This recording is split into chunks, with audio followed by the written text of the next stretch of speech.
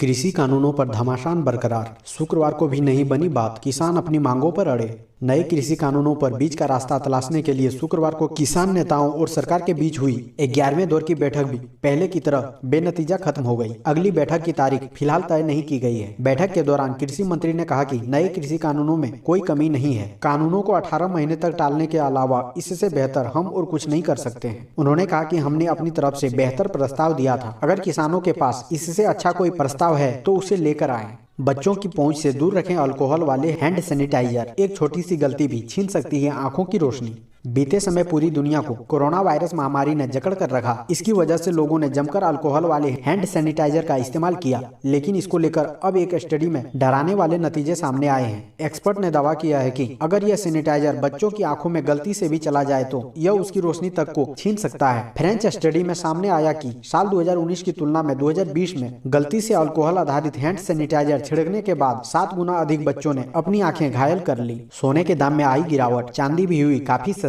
जाने क्या रह गए हैं रेट।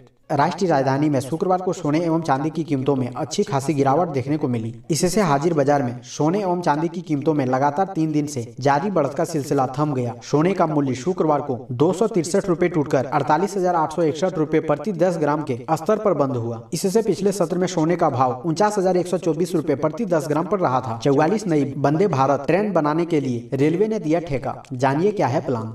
भारत सरकार की महत्वाकांक्षी रेल योजनाओं में से एक वंदे भारत एक्सप्रेस कई अन्य शहरों के लिए शुरू होगी। भारतीय रेलवे ने 44 और ट्रेन सेट बनाने का काम अवार्ड पर दिया है, जो निर्धारित समय पर तैयार होगी। ये ट्रेनें अगले वर्ष से दौड़नी शुरू हो जाएगी। भारतीय रेलवे ने मेधा सर्वे ड्राइव्स लिमिटेड को वंदे भारत के 44 सेट बनाने के ऑर्डर दिए हैं। ये कॉन्ट्रैक्ट 2,211 करोड़ रुपए का है। खास बात यह है कि भारत सरकार ने मेक इन इंडिया पॉलिसी को ध्यान में रखते हुए ये काम मेधा सर्वो ड्राइव्स को सौंपा है, जिसमें 90% सामान भारत में ही बने होंगे। बीसीसीआई ने दी जानकारी। इस तारीख को हो सकती है आईपीएल 2021 के लिए खिलाड़ियों की नीलामी।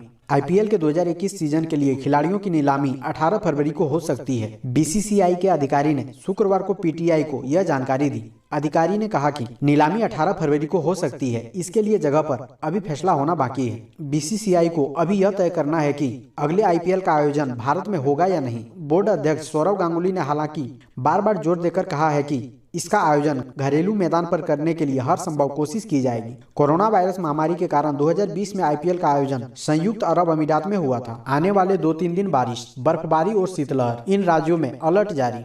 उत्तर भारत में मौसम एक बार फिर बदला है। दिल्ली, यूपी, बिहार, झारखंड, पंजाब, हरियाणा में ठंड फिर बढ़ गई है। मौसम विभाग के अनुसार शुक्रवार से एक नया पश्चिमी विक्षोभ सक्रिय हुआ है। इसके असर से पहाड़ी राज्यों में बारिश और बर्फबारी होगी तथा उत्तर और उत्तर पश्चिमी राज्यों में बारिश हो सकती है। आने वाले 2-3 दिन तक तापमान में गिरावट दर्ज की जाएगी और शीतलहर चलेगी। रूसी कोरोना वैक्सीन स्पुतनिक भी हो सकती है भारत की तीसरी वैक्सीन। मार्च में मिल सकता है अप्रूवल। कीमत होगी 730 रुपए। इस समय भारत में कोरोना के खिलाफ चल रहे वैक्सीनेशन अभियान में 2 वैक्सीन कोविशील्ड और कोवैक्सीन का इस्तेमाल हो रहा है। जल्द ही इसमें तीसरी वैक्सीन जुड़ सकती है। यह रूसी वैक्सीन स्पुतनिक भी होने की उम्मीद है। भारत में हैदराबाद की कंपनी डॉक्टर रेड्डीज लेबोरेटरी इसके ट्रायल कर रही है और उम्मीद की जा रही है कि मार्च में वह भी इमरजेंसी अप्रूवल के लिए ड्रग रेगुलेटर से संपर्क कर सकती है। यह वैक्सीन भारत में $10 यानी 730 रुपए में मिलेगी। बाइडेन ने कहा मास्क पहनना भी देशभक्ति। आखिर हम कोविड-19 के खिलाफ जंग ही तो लड़ रहे हैं।